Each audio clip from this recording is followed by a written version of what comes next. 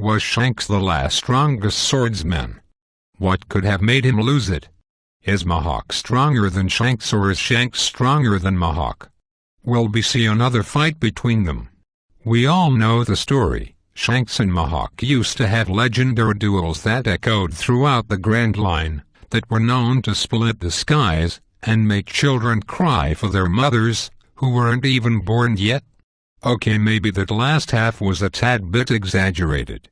For the longest time now, the topic of Shanks and Mihawk's duels have been the subject of tons of power scaling on Mihawk's behalf, and recently I came across a post that kind of took me back, when there was a mention that it could be the other way around, that Shanks' duels with Mihawk is actually a testament to Shanks' strength, and not actually Mihawk's.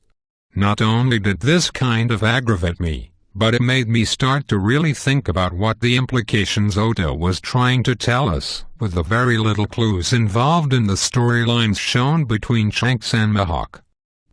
Now there is absolutely no clear indication as to when Mihawk actually became the world's greatest swordsman, but there is one thing that is perfectly clear, and that is the fact that Mihawk is the one who used to seek out Shanks in order to duel him. Why would Mihawk do that? When you are the world's strongest, you are not the one who seeks out your opponents for a duel. Your opponents are the ones who seek you out, in order to take your title from you. How would Mihawk have even known about Shanks' skills as a swordsman in the first place? The answer is simple. Mihawk was after the title of world's greatest swordsman, and Shanks is the one who held it. Mihawk's level of respect for Shanks goes far beyond that of a person who just had a rivalry with someone. Mihawk even went as far as to apologize in his mind to Shanks, before committing to killing Luffy at Marineford. So that got me thinking, what could Shanks have done to have gained that level of respect from Mihawk? And it came to me, the same thing Mihawk did when he dueled Zoro for the very first time. He acknowledged him, defeated him, allowed him to live, and told him to surpass his sword, and one day come to take his title. Here is what I believe happened. Mihawk used to seek Shanks out in order to challenge him for his title of world's strongest swordsman. Although being able to match Shanks, he was never able to beat him and take his title. Then the events of Fuchsia Village occurs and Shanks loses his arm. Being the proud swordsman that he is, Shanks isn't going to just give up his title, and him and Mihawk have one final duel, ending in Mihawk's victory. No longer able to carry on as a swordsman, Shanks focuses his training on mastering all three forms of Haki. Eventually Shanks' Haki becomes powerful enough to rival that of Whitebeard's, and Shanks joins the rank of a Yonko. Mihawk, who has now become the world's strongest swordsman, now has a goal to achieve, or a rival to match him. Mihawk doesn't accept the fact that he defeated Shanks on a handicap, and his competitive nature eventually turns into boredom. Until one day he comes across a swordsman with an idiot captain, who he sees a lot of his younger self in. He has finally found someone with the potential to surpass him, who can give him the fight he feels was robbed from him. Alright, so, that last part was pure speculation, and a hypothetical situation, but it doesn't change the initial point I was trying to make. I just got a little carried away. Mihawk sought out Shanks to duel him, it's a known fact. He wasn't doing it because he was bored, or because Shanks is a worthy opponent. There's hundreds of thousands of swordsmen in the world, but he chose Shanks for a specific reason. 12 years before the main storyline, Mihawk is having legendary battles with one of the most powerful men in the series. Now Mihawk resorts to crushing pirates who try and enter the Grand Line, just to alleviate his boredom.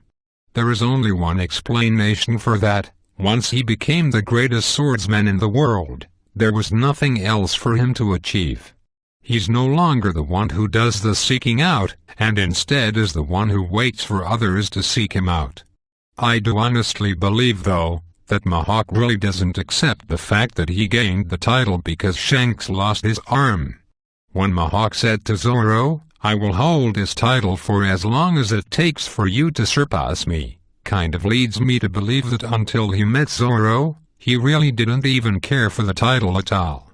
But now, after meeting Zoro, he finally sees a worthy opponent who can give him the fight he believes will prove he truly is the world's greatest swordsman. That is all for this video. Be sure to rate, comment and subscribe. Don't forget to leave video suggestions. This video was made by Vtruck. Shanks vs Blackbeard final fight. Shanks dies. Do you think this will happen? Will this be Shanks' last fight? It's already been hinted that Shanks crossed blows with Teach sometime in the past. This was first revealed during the conversation between Shanks and Whitebeard. Shanks stated he received an direct attack from Teach. During the Fishman Island arc, I believe there was a panel with Blackbeard holding a claw-type weapon, which is how Shanks received that scar on his face. Do you guys think at some point during New World Shanks and Teach will cross paths and fight each other again? Who do you think will win in this fight? What if Shanks dies during the fight with Teach? Will this help Luffy mature some as a character?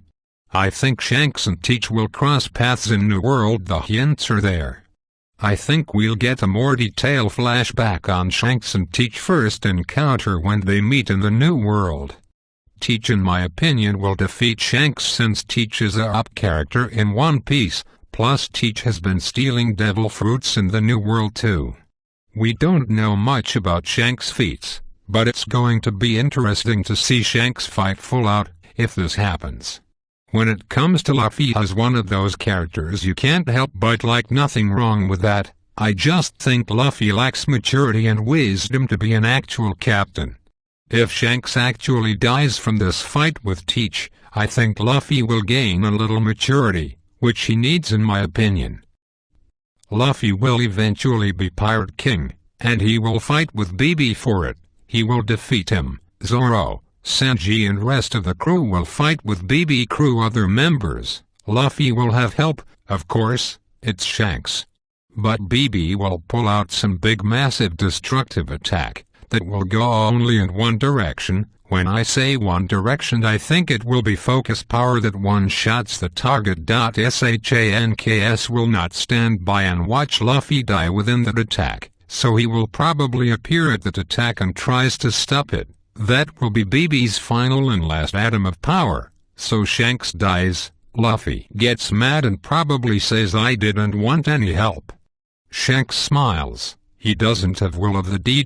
But he will smile. Then Luffy rips apart BB, and takes off his hat and places on him and says I've finally made my dream into reality, this belongs to you, and after that it will something about Pirate King stuff happen.